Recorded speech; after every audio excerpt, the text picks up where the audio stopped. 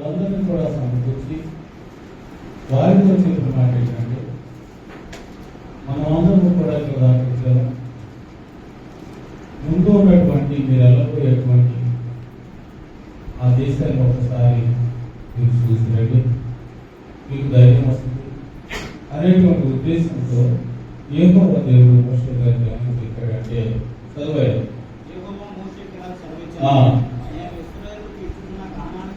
నేను ఇశ్రాయేలీయులకు ఇస్తున్న కానాను దేశము సంచరించి చూచుటకు నువ్వు మనుషులను ఏం చేయాలి?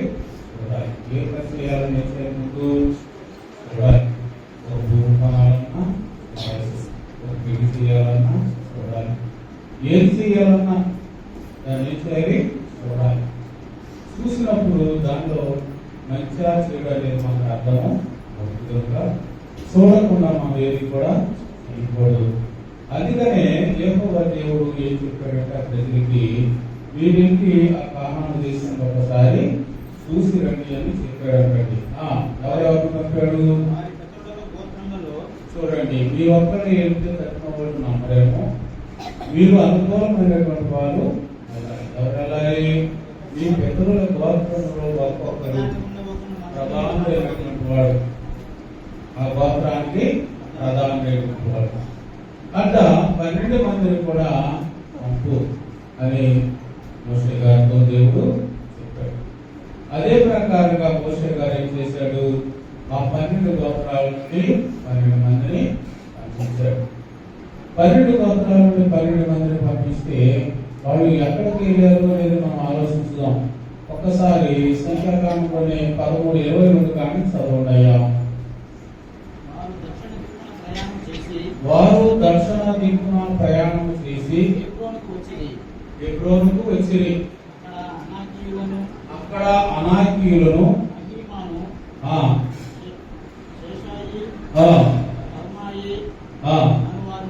అక్కడ రాజులు ఉన్నారు. నాకమాను, శేషాయి వీళ్ళందరూ కూడా అవన్నీ కూడా పట్టణాలు కలిగినటువంటి. ఎందుకు పంపించాడంటే అమ్మాయి 5 వచనాలు చదివితే, ఆ దేశము సారవంతమైన దేశమా, అది మంచి పంటలు పండే దేశమా, ఆ దేశంలో నీరు ఉన్నదా, ఆ దేశవాసులు గుడారాల్లో ఉంటున్నారా, లేక ఆ దేశవాసులు పట్టణాలు కట్టుకున్నారా, వాళ్ళు ఎన్ని బలమైన వారా బలహీనుల ఒక్కసారి చూసిరామని పంపించారు.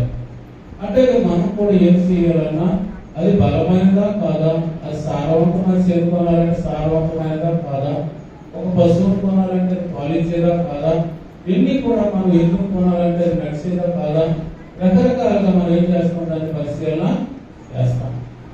అదే విధంగా మోషే గారితో దేవుడు చెప్పిన మాట, వారు వెళ్ళి చూసిరండి, అది ఎటువంటిదో చూడండి అని చెప్పినప్పుడు వాళ్ళు వెళ్ళారు. వెళ్ళి ఆరాను దేశంలోకి వెళ్ళి ఆ పర్వతం ఎక్కి ఆవలకు దిగారు. దిగేదంతా కూడా చూస్తూ ఉన్నారు. చదువయ్యారు. అదే పట్టణం అయ్యా, ఎబ్రోను అనే పట్టణంలోకి వీళ్ళు వెళ్ళారు. అది ఎప్పుడు? ఐగుప్తు కంటే కూడా 7 సంవత్సరాల ముందు కట్టబడినట ఆ మహాపట్టణం. వచ్చి అక్కడ ఒక చూడండి, అక్కడ చూసుకుంటూ తిరిగారు. అక్కడ 40 రోజులు ప్రయాణము చేశారు. ఆ పట్టణం అంతా కూడా, ఆ పల్లెలన్నీ కూడా, ఆ దేశం అంతా కూడా సంచరించారు. చూసి వెళ్ళేటప్పుడు మోషే గారితో దేవుడు చెప్పిన మాట ఏంటంటే, ఆ పట్టణం నుండి మీరు తిరిగి వచ్చేటప్పుడు, అక్కడి నుంచి వచ్చేటప్పుడు ఆ పట్టణంలో ఉన్నటువంటి లేక దేశంలో ఉన్నటువంటి కొన్ని ఫలాలు తీసుకొని రండి అని చెప్పారు. అదే ప్రకారం వాళ్ళు ఆ స్కూల్ లోయలోకి వెళ్ళినప్పుడు వాళ్ళకి ఒక గెలగలిగినటువంటి ద్రాక్ష చెట్టు కనపడింది. ఆ కొమ్మకి ఒక గెల మాత్రమే ఉందంట. గెల చూసినప్పుడు వీళ్ళకి చాలా ఆశ్చర్యమైపోయి, దీన్ని మమ్మల్ని చూపిస్తే బాగుంటుందని ఆ గెల కోసారట. గెల కోస్తే ఒకరికే లేక, ఆ గెల కోస్తే ఒకరికి లేకట్లేదంట.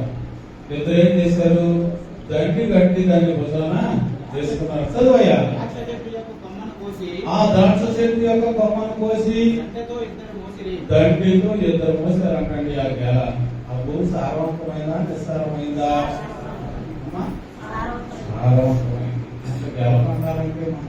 పండుగ ఇద్దరు పోతే కాలంటే కనీసం అది 150 కేజీలైనా ఉంటుంది. 100 కేజీలు అయితే లేపేస్తారు ఇస్రాయేల్ బలవంతులు. అది పెద్ద బలం పొరుగుగలదు కాబట్టి వాళ్ళు లేపలేక ఎంతో దానికి కడదేసి దాన్ని కట్టి దానికి దాన్ని వేసుకుని వచ్చారంటే చదువయ్యా. కొన్ని దానిమ్మ పండ్లను కొన్ని అంజూరపు పండ్లను తెచ్చిరి. ఇశ్రాయేలీయులు అక్కడ కోసిన ద్రాక్ష గెలం బట్టి ఆ స్థలమునకు ఎస్కోలు లోయ అని పేరు పెట్టెను. 40 దినములు ఆ దేశంలో సంచరించి చూసి తిరిగి వచ్చారండి. ఎన్ని రోజులు తిరిగి వచ్చారండి? 40 రోజులు తిరిగారంట ఆ దేశం అంతా కూడా. తిరిగి వచ్చి ఈ గెలను ఇదంతా కూడా ఎవరు చూపిస్తున్నారు? సలోయ వెళ్ళి అరణ్య మందలి కాదేశులో ఉన్న మోషే అహరోను యొద్దకు వాటిని తీసుకుని వచ్చి వారికి ఆ సర్వ సమాజమునకును ఆడినన్నింటిని కూడా సమాచారం చెప్పి ఆ దేశపు పంటలను వారికి చూపించారు. అయ్యా అక్కడికి వెళ్ళాము, అవి పట్టణాలు కలిగిన దేశము, అది సారవంతమైన దేశము, అది పాలు తేనెలు ప్రవహించే దేశము. అక్కడ నుండి తెచ్చినటువంటి ఈ ఫలాలు మీరు చూడండి అంటే వాళ్ళందరూ చూశారు. చూసిన తర్వాత అల్లరి చేస్తాం మొదలెట్టారు. వాళ్ళు కొంతమంది ఏం చేశారంటే చెడ్డ సమాచారము ఇచ్చారంటే, ఎందుకంటే ఆ దేశ జనులు మనకంటే బలమైన వారు, వాళ్ళు మంచి ఉన్నత దేవుడు. వారిని మేము చూసినప్పుడు వారి ఎదుట మేము మిడతల వలె ఉన్నాము, వారి దృష్టికి కూడా మిడతల వలెనే ఉన్నాము, వారిని జయించడం మనకు సాధ్యము కాదు అని చెప్పారు. ఈ మాట ఎప్పుడైతే చెప్పారో ఆ సమాజం అంతా కూడా ఎలుగెత్తి ఏడవడం మొదలెట్టారంట. ఎలుగెత్తి ఏడుస్తున్నారు. అమ్మో అంత బలవంతుని చూడండి. విశ్వాసం అనేది ఏమైపోయింది? సన్నగిపోయింది. అసలు విశ్వాసం మీద వాళ్ళకి నమ్మకం లేదు. ఒక మాట చెప్పాలంటే అంత పెద్ద సముద్రాన్ని 2 పాయలు చేసినటువంటి దేవుడు మనుషులను ఎదిరించి జయించడానికి శక్తిని కూడా, ఫరో సైన్యాన్ని రథాలను వీళ్ళ మీదకు రాకుండా కాపాడిన దేవుడు ఏం చేస్తాడు? రక్షించడా? ఏం చేశారు? రాత్రి ఘోరం అంటే కాసేపు గోంగూర మెత్తలు అంటే తిన్నాక కూడా మర్చిపోతున్నారు ఈ రోజులు. ఇక చేసిన పేరు గుర్తుంటుందండి. ఏం కావాలి? గుర్తుంచుకోవాలి. దేవుడు చేసిన ఉపకారాలలో దేనిని కూడా మరవకూడదు అన్నాడు. దేవుడు చేసినటువంటి కార్యాలు చూశారు. ఎందుకు చూశారు? సముద్రాన్ని చేరడం చూశారు, ఫరో సైన్యాన్ని చంపడం చూశారు, పంటలో నీరు రావడం చూశారు, ఆకాశంలో పూరేడు కొరడం చూశారు, మన్నా నీళ్లు చూశారు, తిన్నారు, తాగారు, గంతులు వేశారు. అక్కడ నుండి దేవుడు ఇక్కడ వరకు నడిపించడం చూశారు. అంతేకాదు దేవుని మందసం కూడా చేయడము చూశారు. దేవుడు వారితో మాట్లాడడం కూడా చూశారు. ఇన్ని చూసి ఏం మర్చిపోయారు? దేవుని మీద ఉన్న విశ్వాసాన్ని మర్చిపోయారు. అంటున్నారంట. చదువయ్యా. అప్పుడు ఆ సర్వ సమాజం ఎరిగెత్తి కేకలు వేయిచు, చూడండి వాళ్ళందరూ ఏడుస్తున్నారంట. ఎందుకని? ఈ మోషే మమ్మల్ని ఎక్కువ తీసుకొచ్చాడు, ఆ చేతిలో మా పిల్లల్ని మా భార్యను చంపడానికి ఏడ్చేది ఎవరంటే మగవాళ్ళు వెళ్తున్నారండి. ఈ లెక్కలో మనం చూసుకుంటే అక్కడ మగవాళ్ళు వెళ్తున్నారు లెక్క. ఎందుకంటే మా పిల్లలను మా భార్యను చంపడానికి మోషే ఇక్కడికి తీసుకొచ్చాడు. అసలు మీకు ఐగుప్తులు ఎందుకు చచ్చిపోలేదు? ఈ అరణ్యులు ఎందుకు చచ్చిపోలేదు? ఆ చేతిలో చంపడానికి తీసుకొచ్చాడు ఇక్కడికి అని ఏడుస్తూ ఉంటే, నూను కుమారుడు అయినటువంటి యెహోషువ కాలేబు, నూను కుమారుడు కాలేబు, అయ్యా మీరు ఏడవనవసరం లేదు, వారిని జయించడానికి దేవుడు మన శక్తిని ఇస్తాడు, వారి నీడ వారి మీద నుండి వెళ్ళిపోయింది కాబట్టి మనం వారిని జయించగలము, జయించే శక్తి దేవుడు మనకి ఇస్తాడు. మీరు ఏడవద్దు అనేటప్పటికి వీళ్ళందరూ కూడా రాళ్ళు తీసుకున్నారంటండి. ఎవరిని? కాలేబుని యెహోషువను కొట్టడానికి, చంపేయడానికి. వెంటనే మోషే గారు ఆకారం వెళ్ళి దేవుని సన్నిధిలో సాగిలపడి ఏడిస్తే దేవుడు వెంటనే ఆయన మేఘాన్ని మహిమను పంపించాడు. ఆ మహిమ ఎప్పుడైతే వారి దగ్గరకు వచ్చిందో చూడండి, 28వ వచనం చదువయ్యా. 27వ వచనం. నీవు మాకు విరోధముగా సలుగుచుండి ఈ చెడ్డ సమాజం. చూడండి, దేవుడు అంటున్నాడు దాని పాదాల మీద పడితే, అయ్యా నువ్వు ఎందుకు నా కోసం ఏడుస్తావు? నాకు విరోధముగా ఉన్న ఈ చెడ్డ సమాచారం చదవయ్యా. నేను ఎంతవరకు సహింపవలెను? ఎంతవరకు సహింపవలెను? ఇశ్రాయేలు నాకు విరోధంగా సనుగుతున్న సనుగులను విని ఉన్నాను. ఇశ్రాయేలు నాకు విరోధంగా సనుగుతున్న సనుగులను నేను విన్నాను. ఎవరికి మోషే కాదండి సరిగది, దేవునికి వినపడుతుంది. మోషే అని చేశాడా? ఇంత ఏదైనా కార్యం అన్న మోసేది? మోసే వాళ్ళు ఏదైనా అయిద్దా? ఏమవుతుంది? ఇదంతా కూడా చేసింది దేవుడు. తను నడిపించినటువంటి దేవుడు, వాగ్దానం చేసినటువంటి దేవుడు అంటున్నాడు ఏమని? ఆనాడు ఏమని ఏడ్చారు? అయ్యా ఈ బాధలు మేము భరించలేకపోతున్నాము, ఈ బరువులు మేము మొయ్యలేకపోతున్నాము అని అక్కడ ఏడ్చారు. అప్పుడు దేవుడు ఈయన యువలకు తీసుకుని వస్తే దారిలో నీళ్లు లేవని ఏడ్చారు, ఆహారం లేదని ఏడ్చారు. వాళ్ళ జీవితం అంతా కూడా మానవ జీవితం ఏడిపోయానండి. అందుకే పెద్దలు అంటారు, పుడతా ఏడుతాడంట, పెరుగుతా ఏడుతాడు, సత్తా కూడా ఏడుతాడు. ఈ మానవ జీవితం ఎప్పుడు ఏడిపే, సంతోషం అనేది లేదండి. ఉందా? నాకు ఎప్పుడు ఏడుపు రాదని వాళ్ళు ఉన్నారా? ఎవరైనా బాగుపడితే ఏడుతారు, ఆడే బాగుపడుతున్నాను నేను ఎందుకు బాగుపడి చేయడు. ఈ సత్తి పట్టుకొచ్చున్నాడు బాగుపడడం చూసి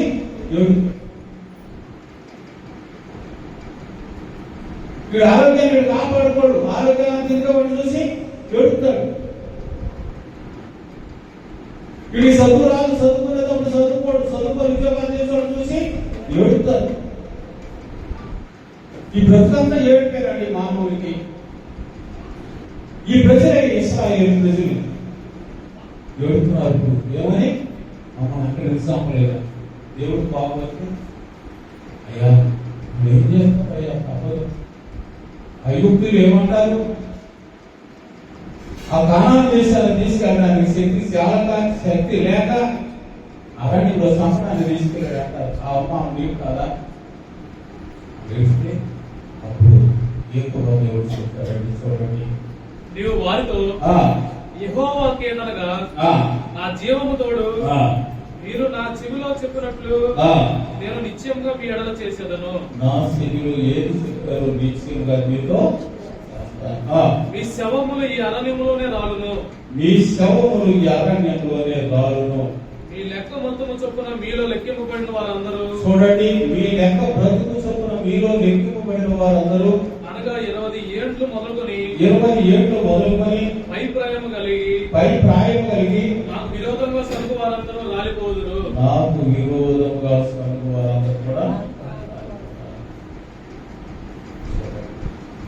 శాపాన్ని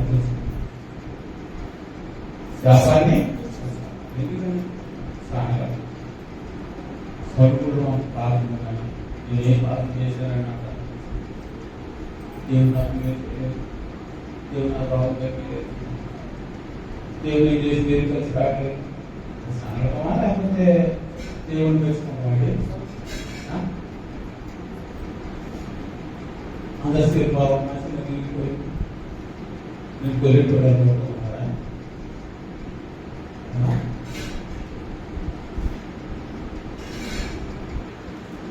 చూడండి, అందరు పిల్లలు చదువుకుంటున్నా, పిల్లలు చదువుకోలేదు. ఈ చదివి ఉందన్నారా?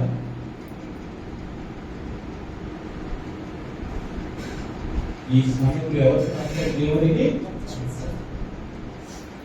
కనుక ఆయన అంటున్నాడు. చూడండి, 4 వచ్చే 14 వచ్చే 32 వచ్చిన కాంచి అయితే మీ శవములు ఈ అరణ్యంలో రాలును.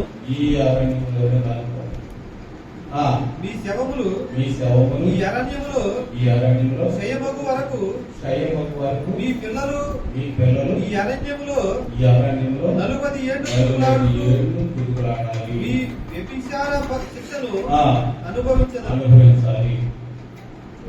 చేసినటువంటి పాపం, వ్యభిచారం, దేవుని అవమానపరచడం, లేకపోతే దేవుని నమ్మకం, దేవుని మాట వినకపోవడం, దేవుని నిందించడం, అనగా చదవయ్య మీరు ఆ దేశమును సంచరించి చూసిన 40 దినములు లెక్క ప్రకారం దినమునకు ఒక సంవత్సరము చొప్పున 40 సంవత్సరములు మీ దోష శిక్షను భరించి నేను మిమ్మల్ని రోసి వేసుకుని వారు గ్రహించినట్లు ఇది యెహోవా అని నేను చెప్పిన మాట. 40 రోజులు మీరు అక్కడ ఏం చేశారు? చూసి ఉంచారు.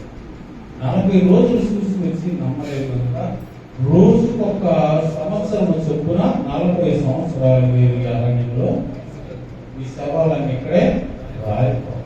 వెళ్ళేది ఎవరు అక్కడికి? చదువయ్యారు. ఇది యెహోవా అని నేను చెప్పు మాట. నాకు విరోధముగా కూడిన చెడ్డదగు ఈ సర్వ సమాజములకు నిత్యముగా దాన్ని చేసేదను. ఈ అరణ్యములో వారు క్షీణించిపోవుదురు, ఇక్కడనే చనిపోవుదురు అనెను.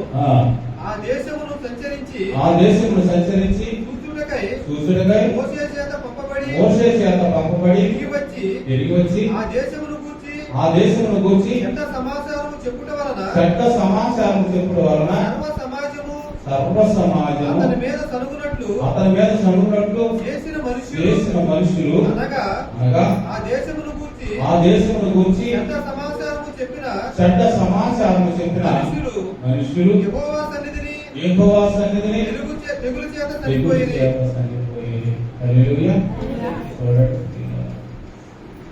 చెడ్డ మాటను, దేని మాటను పుట్టించకూడదు. పర్యాజ్ఞలుగా లేని వార్తలు ఏం చేయకూడదు? స్వయంగా మన చెవులో పడితేనే మనం ఇంటేనే దానిని ఎవరికైనా ఆ మాట ఎవరో అన్నారు, వాళ్ళు ఎవరో చెప్పారు, నేను విన్నాను, వాళ్ళు చెప్పింది నీతో చెబుతున్నాను అంటే అది ఏమన్నా లేని వార్త, ఉన్న వార్త నువ్వు వినలేదు కదా. నువ్వు విన్నప్పుడే అది అట ఇంటింటికి వెళ్ళి చెప్పేవాళ్ళు ఏమవ్వాలి? ఇప్పుడు లేని వార్తలు పుట్టించేవాళ్ళు. లేని వార్తను పుట్టించుతా అది పాపము, దేవుని దృష్టిది.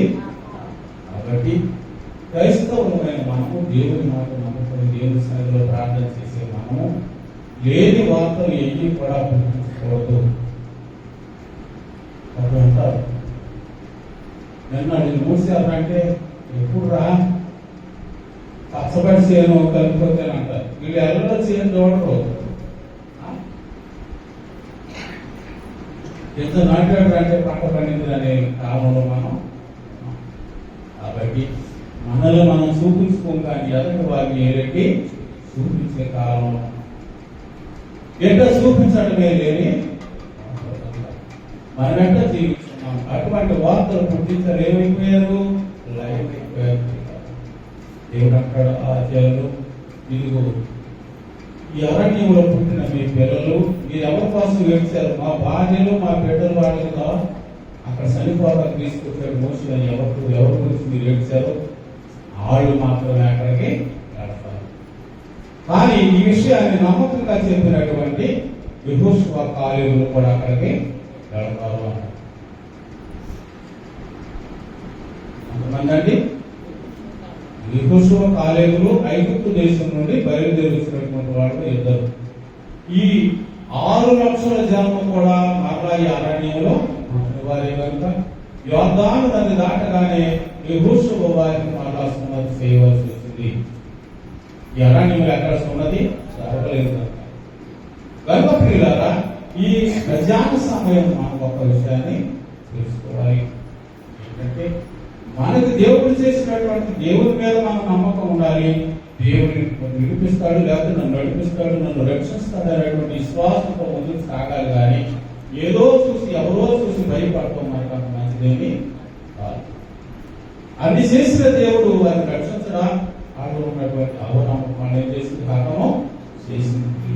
అందుకే యేసు ప్రభు వారు అన్నాడు, నమ్ముట నీ వలన అయితే నమ్మువాని సమస్తము.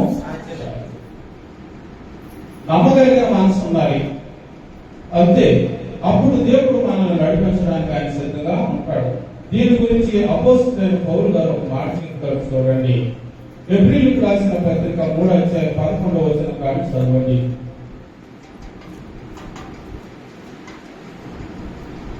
కనుక నేను కోపముతో ప్రమాణము చేసినట్టు వారు నా విశ్రాంతిలో ప్రవేశింపరని చెప్పితిని. సహోదరులారా జీవము గల దేవుని విడిచిపోవునట్టి విశ్వాసము లేని దుష్ట హృదయము, చూడండి, జీవము గల దేవుని విడిచిపోవునట్టి విశ్వాసము లేని దుష్ట స్వభావం మీరు ఎవరికైనా ఉన్నదేమో ఒకవేళ ఉండునేమో అని జాగ్రత్తగా చూసుకోండి. అటువంటి విశ్వాసము లేని మనసు, అటువంటి విశ్వాసము లేని జీవితం,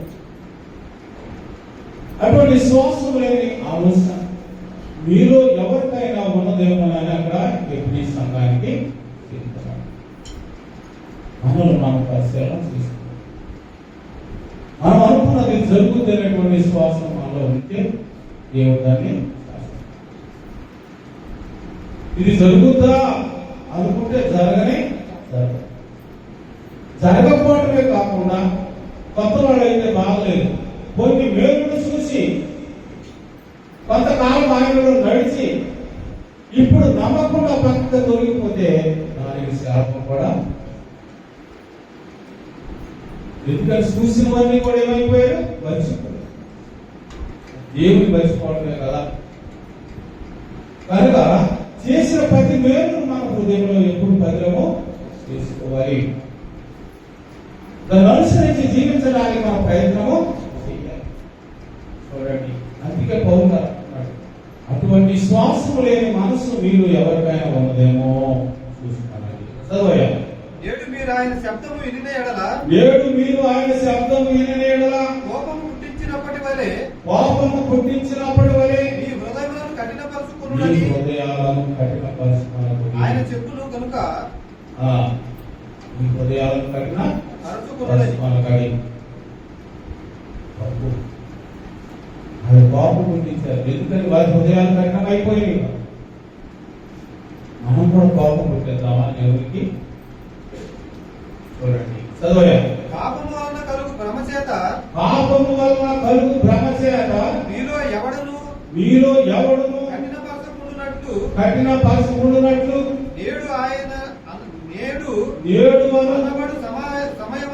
నేడు అనబడు సమయమనే మనము సిద్ధపడాలి.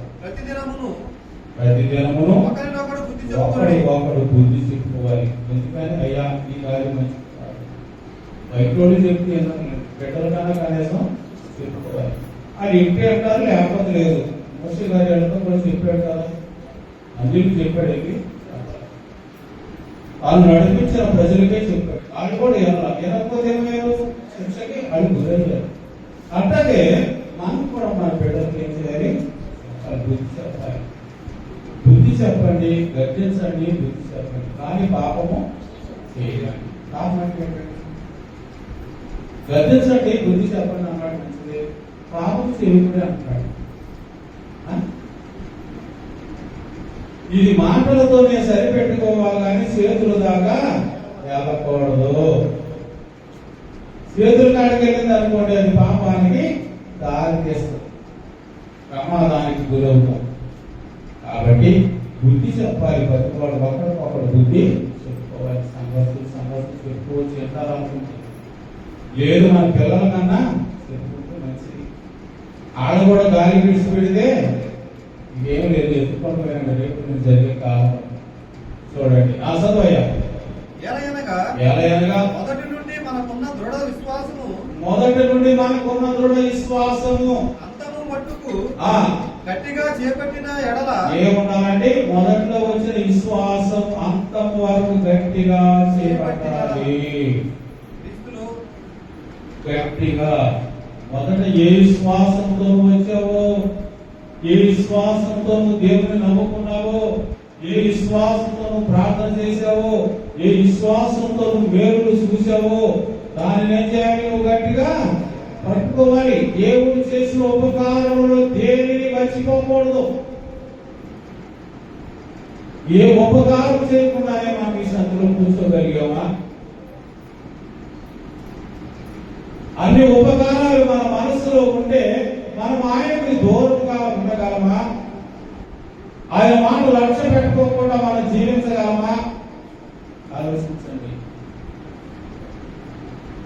ఎప్పుడు ఉపకారం అప్పుడే మర్చిపోయే స్థితిలో మనం ఉంటే వారి వల్లనే ఉంటామండి. అందుకని వారు ఏమైపోయారు? లైవ్ అయిపోయారు కనుక అటువంటి స్థితి మనకు రాకూడదు అని చెప్తున్నాడు పౌలు గారు సంఘానికి. చూడండి, చదవయ్యా. క్రీస్తులో పారివారమై ఉందుము. వీరి కోపం పుట్టించిన వారెవరు? వీరికి కోపం పుట్టించిన వారెవరు? మోషే చేత నడిపింపబడి, మోషే చేత నడిపింపబడిన వారే కదండి. ఐగుప్తులో నుండి బయలుదేరి వచ్చిన వారే కదండి. వారందరే కదా. వారే కదా. చూడండి, మోషే చేత నడిపింపబడిన వారే దేవునికి కోపము పుట్టించారు. ఐగుప్తు దేశం వారు నడిపించిన వారే దేవునికి కోపం పుట్టించారు. మరి మనము ఆయన మేలు అనుభవించిన మనమే కోపం పుట్టించుదామా? ఆయన వాక్యం నిత్యము వింటున్న మనమే కోపం పుట్టించుదామా? కోపం పుట్టించడం అంటే ఏం లేదండి, ఆయన ఆజ్ఞను అతిక్రమించడమే పాపము. ఎప్పుడైతే ఆయన వాక్యానుసారం మనం జీవించగలుగుతామో అప్పుడు తప్పకుండా దేవుడు మనకు తోడుగా ఉంటాడండి. చదవయ్యా. ఎవరి మీద 40 ఏళ్ళు ఆయన కోపగించెను. ఎవరి మీద 40 సంవత్సరాలు ఆయన కోపగించాడు? పాపము చేసిన వారి మీదనే కదా. హల్లెలూయా. ఎవరి మీదండి? పాపము చేసిన వారి మీద కోపపడ్డాడు, అంతేగాని ఆయన మాట్లాడిన వారి మీద కోపపడలేదు. పాపము చేస్తే నువ్వైనా నేనైనా ఎవరిని ఆయన సహించేవాడు. మోషే గారు ఒక మాట పాపం చేసినందుకు నువ్వు కానాను దేశంలో ప్రవేశించవు, దాని కన్నులతో చూస్తాం అంతవరకు అన్నాడు. అంతేనండి. పాపాన్ని సహించేవాడు కాదు. దేవదూతలు పాపం చేసినప్పుడు పరిశుద్ధ స్థానంలో నుండి భూమి మీదకి ఆయన లోకమంతా పాపం చేసినప్పుడు నోవాహారు తప్ప లోకమంతా కూడా ముంచివేయబడింది. ఆ లోకం ముంచివేయబడినప్పుడు దేవుడు నమ్ముకున్న వారిని చంపేశాడా? ముంచేశాడా? ఆయన మాట విన్నటువంటి వారిని, ఆయన మాటకు విధేయులైనటువంటి వారిని, నోవహు కుటుంబాన్ని ఆయన రక్షించాడు. తన కుటుంబ బిడ్డలందరూ ఆయన మాట విన్నారు కనుక వాళ్ళు అంటున్నారా? అన్ని సంవత్సరాలు వాడగడితే తండ్రి మాటకు విధేయులై ఆ పనిలోని నిమగ్నమై ఆయన తోడ్పడ్డారు. ఇవాళ తండ్రి చెప్పిన పని చేస్తున్నారా? ఆమె చెప్పి వాళ్ళు లేరా? చెడగొట్టే వాళ్ళు అలా చాలా మంది ఉన్నారు. ఎందుకని నోవాహు గారి 3 కుమారులు ఉన్నారు, 3 కోడళ్ళు ఉన్నారు. ఆ కోడళ్ళ బాబులు లేరా? వాళ్ళకి అన్నం లేరా? వాళ్ళ తమ్ముడు లేరా? అది ఎవడన్నా వచ్చారా ఇందులోకి? వీళ్ళు చేస్తుంటే వాళ్ళు చెడగొట్టడానికి ప్రయత్నం చేసి ఉంటారా? రేపు బాబు పని అని చెప్తుంటే మీకు కూడా పని లేదంటారా? ఎందుకు వచ్చిన వాళ్ళ ఎందుకు చూసాం మనం? అది ముసలోడు మధ్యలేక చెప్తున్నాడు, మీరు కూడా చేస్తున్నారు అని చెప్పరా? కానీ వారి మాట విన్నారా వీళ్ళు? ఇవాళ తల్లిదండ్రులు చెప్పిన మాట ఎంతమంది కుమారులు వాళ్ళ మార్గంలో జీవిస్తున్నారు? ఎంతమంది కోడళ్ళు తన అత్తమామలు చెప్పే మాట ప్రకారంగా వారు జీవిస్తున్నారు? ఆలోచించండి.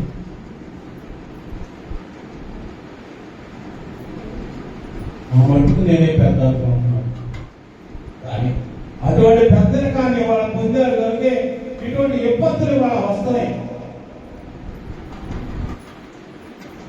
ఇది రాపడానికి శక్తి ఆపది కదా. నిన్న కాక మన కేరళ దేశంలో పర్వతాల్లోంచి నీరు వచ్చి లక్షలాది జనులు ఒక పక్క నుండి పర్వతాల నుండి పొగలు వచ్చి మంటలు వచ్చి కొన్ని కారణం మూడు కాలిపోయి మళ్ళీ ఒక పక్క నుంచి నీళ్ళు వచ్చి ఒక పక్కన పోతుంది. మన దగ్గర ఉన్నటువంటి ఈ పట్టణాలు ఏమైపోతున్నాయి, వాళ్ళ దారులు లేవు. ఎందుకని అట్లా జరుగుతుంది? దేవుని ఉగ్రత. చూడండి ఒకసారి చూడండి, పాడుతున్నాం. అదే అదే ఆ రోజు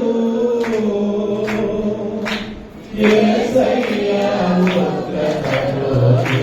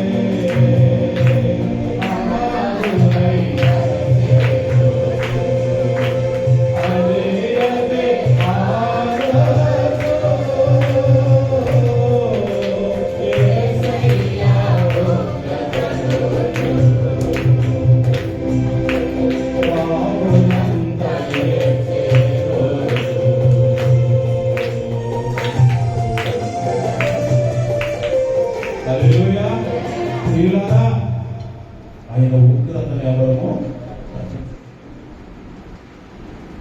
ఎంత అల్లాడిపోతున్నారు చూస్తున్నాం కాబట్టి అటువంటి భయంకర పరిస్థితుల నుండి దేవుడు మనల్ని కాపాడు మనల్ని సన్నిధిలో నిలబెట్టాడంటే మనకి అవకాశాన్ని ఇచ్చాడు. దేవుడు మనం ఎంత కట్టుకున్నాడని ఆలోచించాలి. అక్కడ కూడా అంతే వాళ్ళకి అందుతున్నాయండి. ఇంట్లో చూస్తే నేను కేసు వ్యక్తి ఎందుకు పోతున్నాను, నీ కొట్టినప్పుడు తక్కువ ఏమి ఇచ్చాడు కదా పంచుకున్న ఒక ఆలోచన తీసుకుంటున్నాను.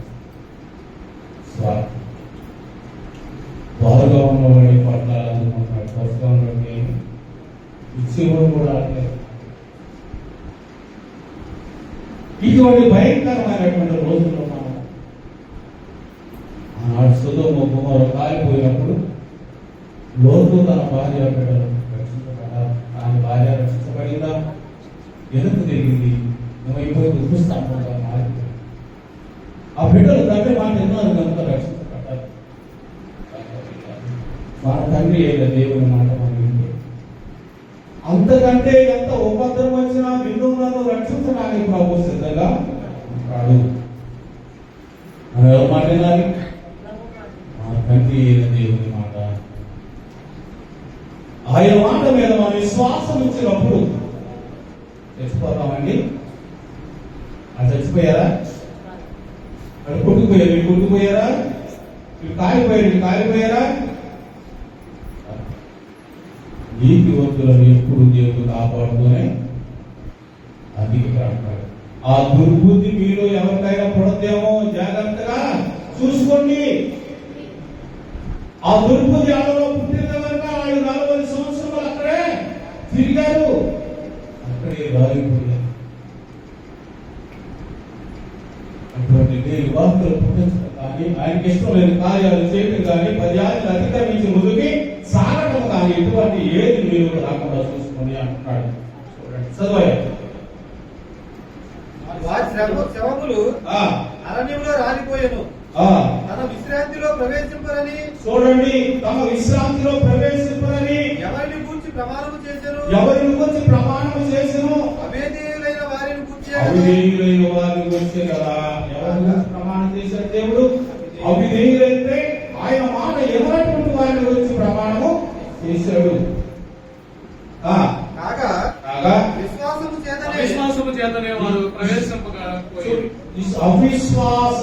చేతనే వారు ప్రవేశింపలేక పోయి. ఎందుకంటే ఏముందాడు అవిశ్వాసము. వీడు అక్కడికి ఎందుకని ఏడ్చారు? ఏడో కూడా అవిశ్వాసమే కదా. అమ్మో వాళ్ళు ఎంత ఎత్తుండారండి, ఎంత ఎత్తుండారండి, అది బాటలండి, అందులో మనం ఎలవేయమని అన్నారు. బాటలు ఆగినాయండి. దేవుని స్తుతించితే 7 రోజులు తిరిగి గానం చేసి పాటలు పాడుతూ ఎరుక గోడ చుట్టూ తిరిగితే ఏమైపోయింది? తగిలిపోయింది, విడిపోయింది, దారి ఏర్పడింది. యుద్ధం చేశారా? కానీ వాడు దొరుకుతాకి ఏమైనా కత్తులు లేకపోతే పురుగులు పాటలు ఎత్తుకెళ్ళారా? కానీ బాంబులు పేర్చారా? ఏమి లేదు. స్థుతులకు దుర్గములు కూలిపోతున్న దేవుడి శబ్దము. ఆ స్థుతి చేయగలిగితే నీవైనా నేనైనా సరే భార్య జరగక మానకండి. ఒక దురాత్మ పట్టింది అనుకోండి, స్థుతి చేయగలిగితే, ప్రార్థన చేయగలిగితే అది ఏమన్నా ఇస్తున్నామా మనం? లేకపోతే ఇంజక్షన్ చేస్తున్నామా? లేదా కొడుతున్నామా పారిపోమని? అవి బెదిరిస్తున్నామా? దేవుని స్థుతి చేస్తున్నాం. ఆ స్థుతి దేవునితో చేయాలి, విశ్వాసంతో మనం చెయ్యాలి. ఆ స్థుతికి సాధ్యమైన అసాధ్యమైనది కూడా లేదు.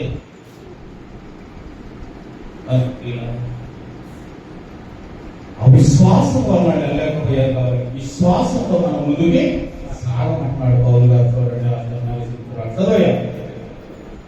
ఆయన యొక్క విశ్రాంతిలో ప్రవేశించుమని వాగ్దానం మీద నిలిచి ఉండగా, ఆయన విశ్రాంతిలో ప్రవేశించుమని వాగ్దానం మీద నిలిచి ఉండగా, మీలో ఎవడు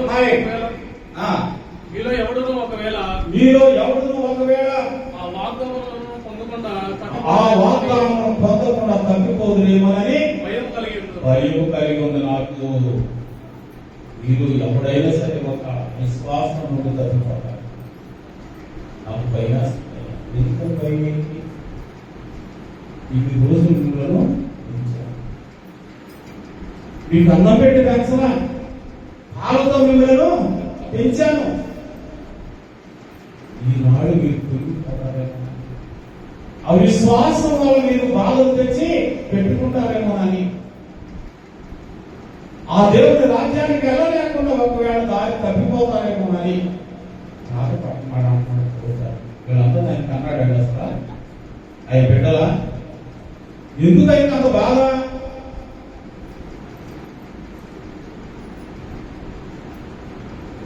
కన్న తల్లి ఒక్కరోజే బాధపడద్ది, పెంచే తల్లి నిత్యము బాధపడాలి.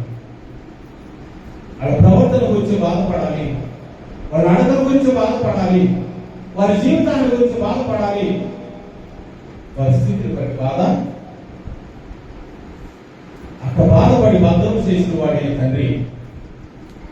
నేను కన్నాను వదిలేస్తే తండ్రి అంటవుతాడండి. ఈరోజు అవుతాడు. ఎందుకంటే అవకాశం ఒక బిడ్డ ఉన్నాడంట ఒక తల్లికి. ఆ బిడ్డ గానంగా వేసుకుంటుంది. గానంగా వేసుకుంటే ఒక నాడేళ్ళు ఒక బిడ్డ తోట కోసం చేశాడు. తోటకి కోసిన కూర వండేసి పెట్టేసింది. 2 రోజులు కోడి పెట్ట తెచ్చాడు, కోసిన కూర వండేసింది. 3 రోజులు జైలు కొట్టుకొచ్చాడు, పెట్టు దాచేసింది. 4 రోజులు పోలీసు వాడు దొరికాడు. 4 రోజుల పోలీసు వాడు దొరికాడు. వాడు తను కూడా లాగేస్తున్నారు. పోలీసులు తప్పు చేసుకుని ఊరుకుంటారండి. తను కూడా లాగేస్తుంటే ఆ తల్లి గడుబాలు పెట్టుకుంటూ వెళ్ళిందండి. ఎదురు అప్పుడు నేను కొడుకు అలవాట్లేదు, రాసి కొడుతున్నారు.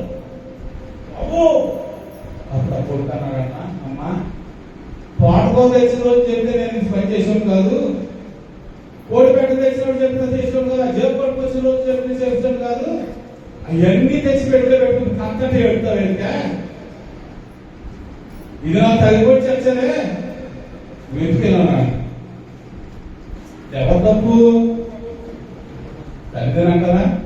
అందుకని ఇప్పుడు కానీ వదిలిపెడతాం కాదండి. కన్నవారి యొక్క స్థితిని కూడా మనం గమనిస్తూ ఉండాలి.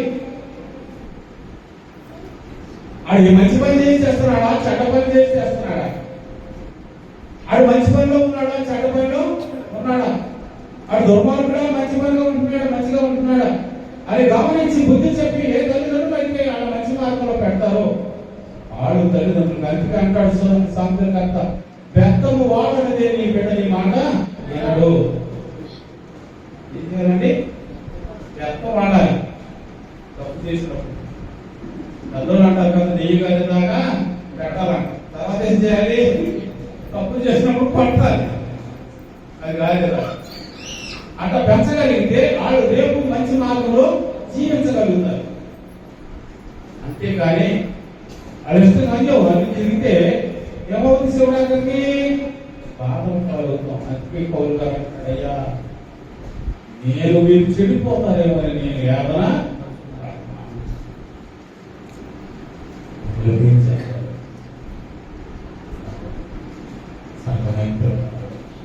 మీరందరూ కూడా నేర్చుకోవాల్సింది తండ్రి హృదయాన్ని గాయము చేయకూడదు.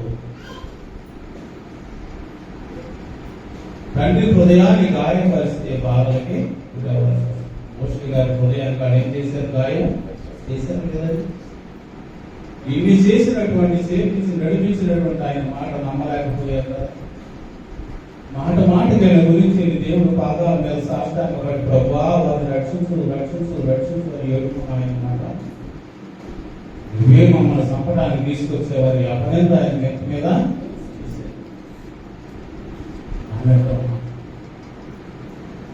మన తల్లిదండ్రులను నిందించే వారిగా ఉన్నామా, వారిని కనపరిచే వారిగా ఉన్నామా ఆలోచించండి. మనల్ని మనం సరి చేసుకోవడం అనే స్వపచ్చ రాబోతున్నాం కనుక మనందరూ ఇచ్చే స్వపచ్చ తీసుకోవాలి. నేను ఏ స్థితిలో ఉన్నాను? ఆ ప్రజలాగా ఉన్నానా, లేకపోతే నేను ఒక మారు మనసు పొందుతున్నా అనేది జ్ఞాపకం చేసుకోవాలి. చదువయ్యా. వారికి ప్రకటింపబడినట్లు మనకును సువార్త ప్రకటింపబడినట్టు ఇశ్రాయేలు ప్రజలకు అరణ్యంలో ప్రకటించబడినట్లు మనకు కూడా ఏం కనపడుతుంది? సువార్త ప్రకటించబడుతుంది. రోజు మోషే గారి ద్వారా 10 ఆజ్ఞలు ప్రకటించబడి ఆడది కూడా సువార్త అదే కదా మనసు. ఆ సువార్త ఆనాటి నుండి ఈనాటి వరకు కూడా ఏమవుతుంది? ప్రకటించబడుతుంది అందరికీ కూడా. కానీ వారు వినిన వారితో విశ్వాసం గలవారై, చూడండి, వారు వినిన వారితో విశ్వాసం గలవారై కలిసి ఉండలేదు. వాళ్ళు విశ్వాసం ఉన్నవారు ఉన్నారు. వారు నానా దేశానికి వెళ్ళారా లేదా? వీళ్ళు ఎందుకు వెళ్ళలేదు అంటే వీళ్ళు వాళ్ళతో కలిసి ఉండలేదు. వాళ్ళతో కలిసి ఉండడం మనం నేర్చుకోవాలి. ఎవరితో? మంచి వారితో కలిసి ఉండడం నేర్చుకోవాలి. విన్నవాక్యం వారికి నిష్ప్రయోజనమైనది. విన్న వాక్యం అంతా కూడా ఏమైపోయిందండి? వాళ్ళకి నిష్ప్రయోజనమైపోయేనో. హల్లెలూయా. మనం చెప్పుకునేది ఎవరి మనసులో నిష్ప్రయోజనమైపోతుందండి. నిష్ప్రయోజనం అయిపోతుంది దాని ప్రయోజనము. ఈ మన మనసులో ఉంచుకున్నప్పుడే ఆ ప్రజలు వెళ్ళలేకపోయారు. నమ్మలేకపోయారు. నమ్మగలిగిన మనసు నాకు ప్రసాదించు. అవు నమ్మకం నాలో రాకుండా చెయ్యి ఆయన మనం ప్రార్థన చేసుకోవాలి. జగత్ పునాది వేయబడినప్పుడే ఆయన కార్యములనేవి సంపూర్ణమైన మనకి పునాది వేసినప్పుడే ఆయన కార్యాలన్నీ కూడా. నేను కోపంతో ప్రమాణం చేసినట్లు వారు నా విశ్రాంతిలో ప్రవేశింపరని ఆయన చెప్పిన మాట అనుసరించి విశ్వాసమై మనం విశ్రాంతిలో ప్రవేశించుతున్నాము. విశ్వాసమై అక్కడ ఏమన్నాడు? కోపంతో నా విశ్రాంతిలో. ఏంటంటే పాలు నేను ప్రవేశించే దేశంలో మీరు కానీ ఇప్పుడు విశ్వాసం గలవారమై మనం ఎక్కడ ప్రవేశించాలి? కానాను దేశంలో ఆయన విశ్రాంతిలో. మనం ఎక్కడున్నాడు? విశ్రాంతి మనం ఎక్కడ ఇచ్చాడు ఆయన? పరమకాన పరిశుద్ధ పరలోకమైనటువంటి చోట. ఆ పరమకానానికి మనం ప్రవేశించాలి అంటే మనం ఏం చేయాలి? విశ్వాసంతో ముందుకి సాగాలి. విశ్వాసం అనేది మనలో లేకపోతే వాడు కాలానికి వెళ్ళలేకపోయారు. వాడు లేకపోతే అటువంటి అవిధేయత మనలో ఉంటే మనం కూడా ఎక్కడికి వెళ్ళలేము, ఆ పరలోక పట్టణానికి వెళ్ళలేము. అది నీకోసం నాకోసం ఏం చేస్తా ఉన్నాడు ఆయన?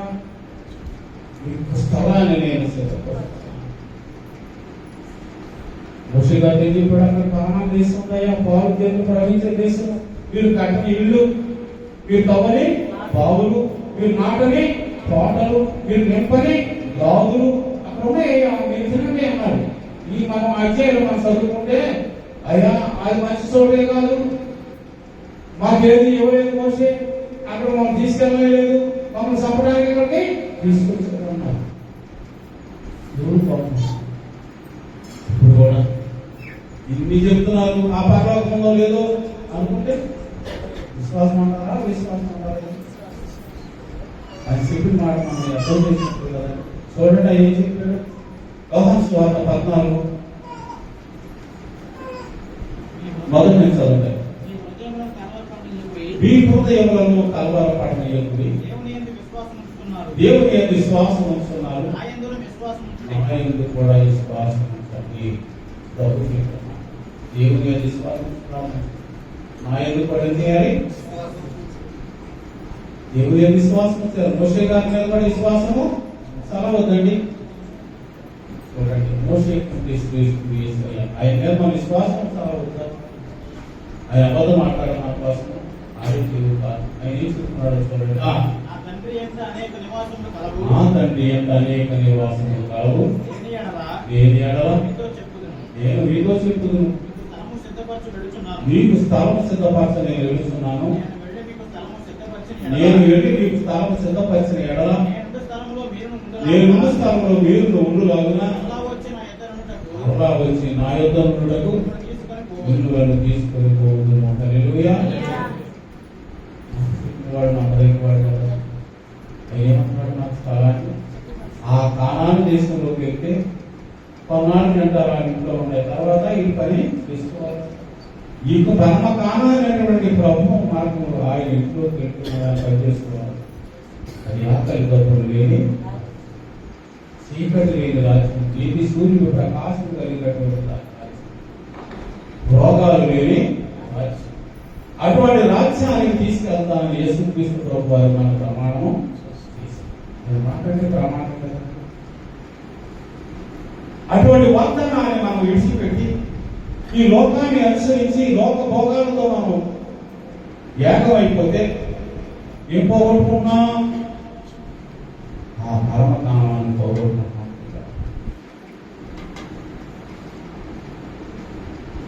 విశ్రాంతి లేమన్నా అంటే విశ్రాంతి లేమయ్యా వస్తాంలే అంటే విశ్వాసంతో కూడిన మాట, విశ్వాసం లేని మాట కదా.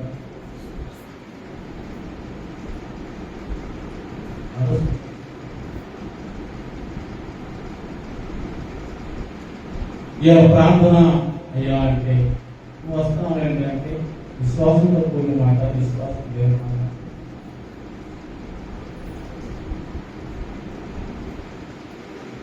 విశ్వాసం అనేది అది ఉన్నప్పుడు ఎక్కడ ఎప్పుడు ఎన్ని గంటలకు అడగమా? ఏదైనా ఒక ఊరిలో పెళ్ళి అయ్యారంటే ఎన్నింటికని అడుగుతున్నామా? అడగట్లేదు. అది కూడా అడగట్లేదు. నేను భోజనానికి ఎక్కినేసి వచ్చేస్తున్నాను. పెళ్ళికి పెళ్లి చదువుతున్నారా? అట్లాగే పరలోకం వెళ్ళాలనుకున్నాడు, ప్రార్థన చేసుకుని వెళ్ళిపోతున్నారు, కానీ పరలోకం వైపు చూస్తున్నారా? అసలు ధ్యానం చేస్తున్నారా?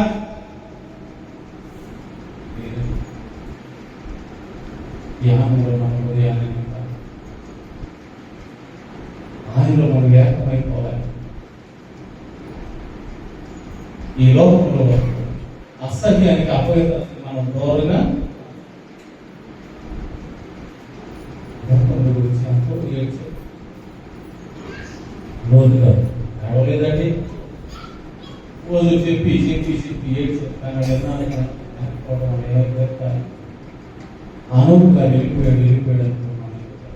ఆయన ఉండగానంటే ఎన్నో బోధన చేశాడంట. ఒకసారి చూడాలి యోధ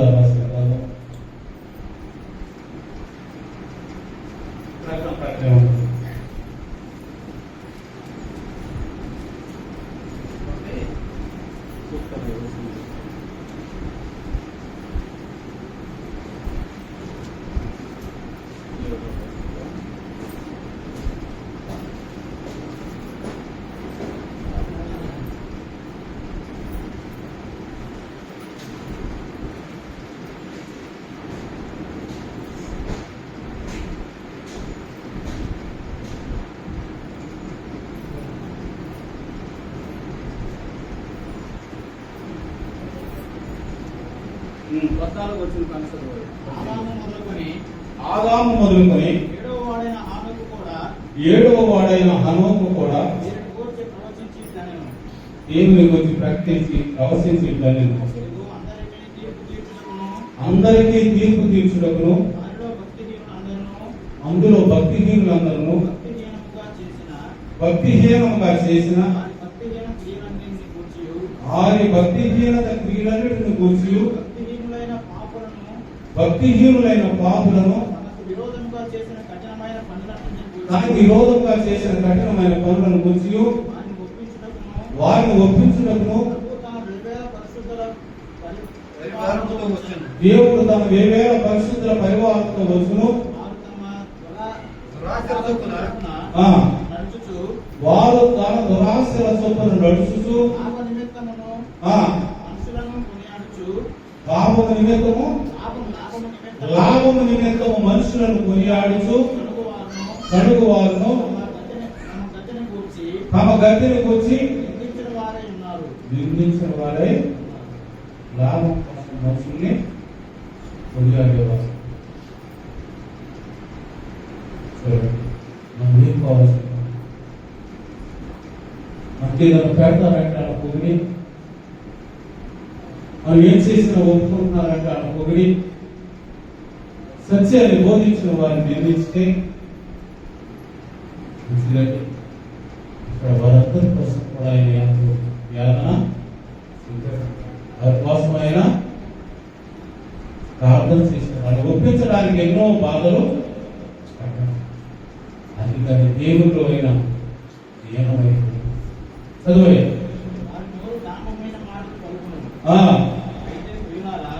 అయితే ప్రియులారా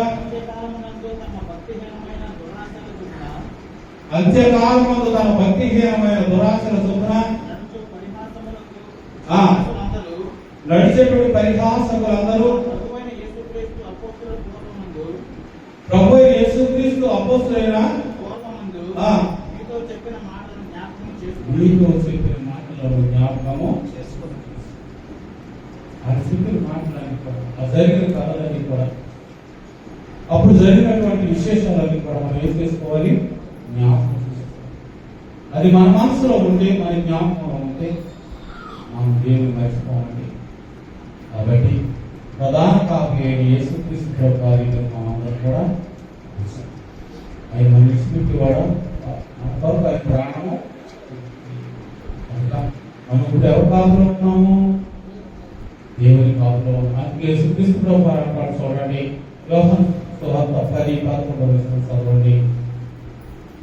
నేను గొర్రెలకు మంచి కాపరిని, నేను గొర్రెలకు మంచి కాపరిని, మంచి కాపరి గొర్రెల కొరకు ప్రాణం పెట్టును. ఏం చేస్తాడండి? మంచి కాపరి గొర్రెల కొరకు తన ప్రాణాన్ని పెడతాల్సి. మరి మనం కూడా మన బిడ్డల కొరకు ప్రాణం పెట్టేవారుగా ఉంటామా? చూడండి, మన బిడ్డలంటే మనకు ఎంతో ఆ ప్రేమ ఎట్లా ఉండాలి? దేవునికి ఇష్టంగా, ఈ లోకం మీద కాదు. మన డబ్బు చేసిన రోజున అలా పొగుడుకొని మా బ్యాంక్ మంచి రోజులు పెట్టేవాడు, ఆ డబ్బు దాని రోజున ఇచ్చేవాడు చాలా మంది. అది ఎట్లా తెచ్చారో దాని గురించి ఆలోచించారు. అటువంటి నడక మనకు మంచిది. ఇక్కడ నేను గొర్రెలకు మంచి, గొర్రెలకు మంచి కాబట్టి ఏం చేస్తాడు? గొర్రెల కొరకు తన ప్రాణాన్ని, తన బిడ్డల కొరకు వాళ్ళ మంచి మార్గంలో నడిపించడం కోసం నా ప్రాణాలైన పెట్టాలి. తల్లి గురించి మనం చెప్పుకుంటాం కదా, ఎన్నోసార్లు మనం చెప్తున్నాం. మన బిడ్డలు కాపాడడానికి ఇల్లు కాలిపోతుంది, తన పొట్ట కింద పెట్టుకుని ఇల్లు కాలి కనుక మీద పడినా కూడా శరీరం కాలినా కూడా బిడ్డని విడిచిపెట్టకుండా బయటకు వచ్చి ఏం చేసింది? ఆ బిడ్డను పక్కన పెట్టి కోసం నా బిడ్డ కోసం అందరి మనందరి కోసం యేసుక్రీస్తు ప్రభువారు అలవరిశిలో మంచి కాపరి గొర్రెల కొరకు తన ప్రాణాన్ని ఆయన మంచి కాపరి కనుక తన ప్రాణాన్ని ఏం చేశాడు? మా మతం కోసం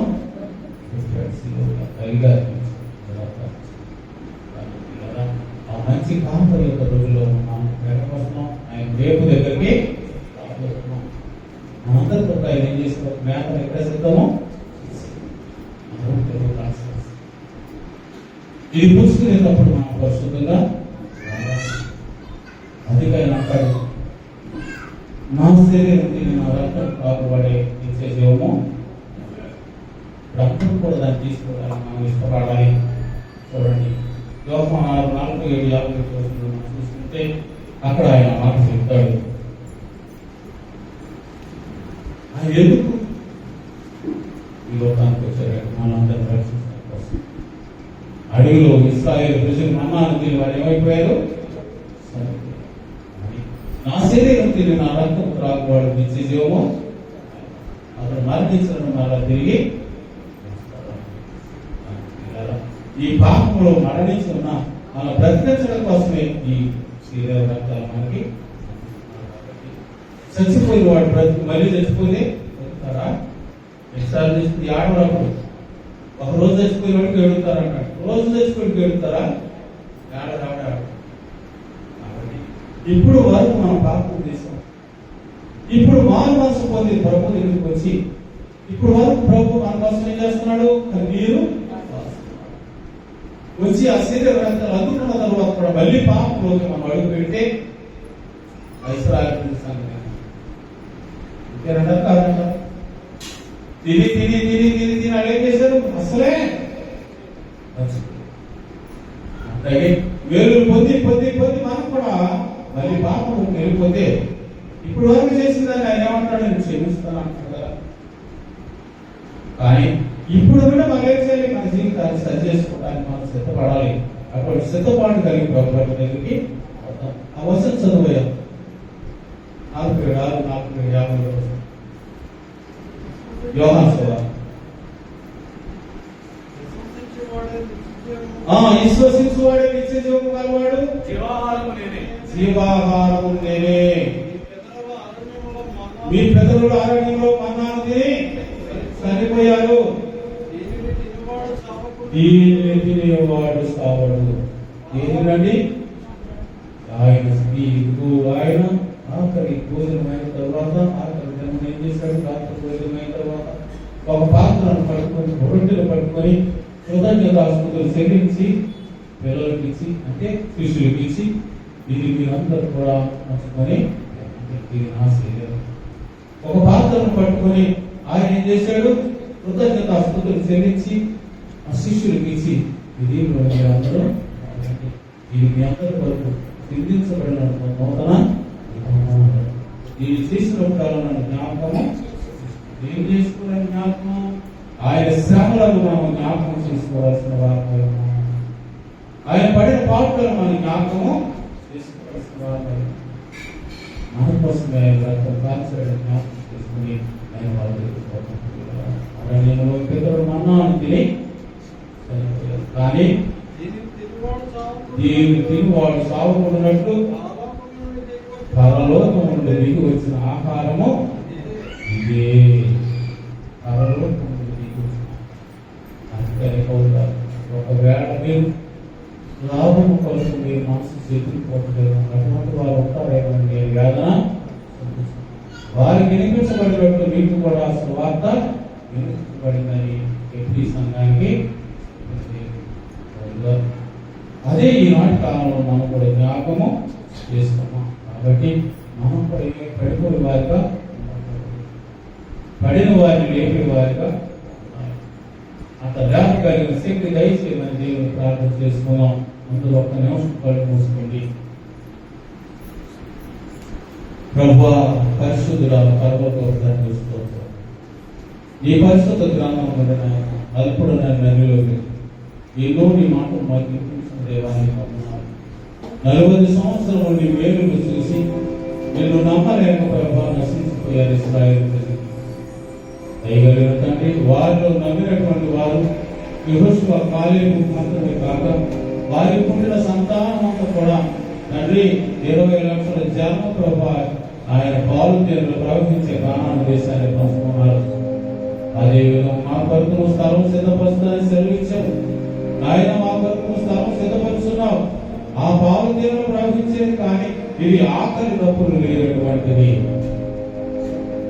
ఆ పాలు తేలిన తినాలి, తాగాలి, తెచ్చుకోవాలి, కానీ ఆకలి ఉండదు, దాహం ఉండదు. సూర్యుని కాంతి అయిన చంద్రుని కాంతి అయిన లేదు. సువర్ణమైనటువంటి ప్రభువా వీధులు కలిగినటువంటి పట్టణాన్ని మాకు సిద్ధపరుస్తున్నావు. అయ్యా మాకు నీకు కిరీటములు అలంకరణ చేయకుండా సిద్ధపరుస్తున్నావు. సుందరమైన భవనాలను మాకు అనుగ్రహించుతున్నావు. యేసయ్యా అటువంటి మహాపట్టణం మా కొరకు సిద్ధపరుస్తున్నామని ప్రతి ఒక్కరూ కూడా మేము నమ్మి అయ్యా నీ మార్గంలో జీవించి నీ రాకడ కొరకు ఎదురు చూడగలిగిన ప్రభు నాకు మాకు అందరికీ దయచేసి అడుగుతున్నాను అయ్యా.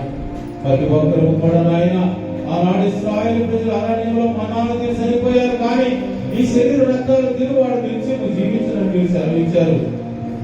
నిత్య జీవం కలుగుటకు మీ సన్నిధిలో మీ బాలను వస్తున్నామయ్యా.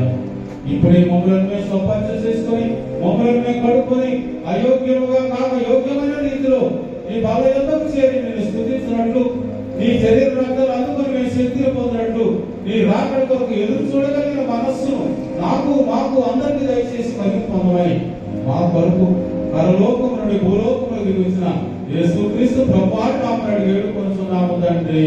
ఆమేన్.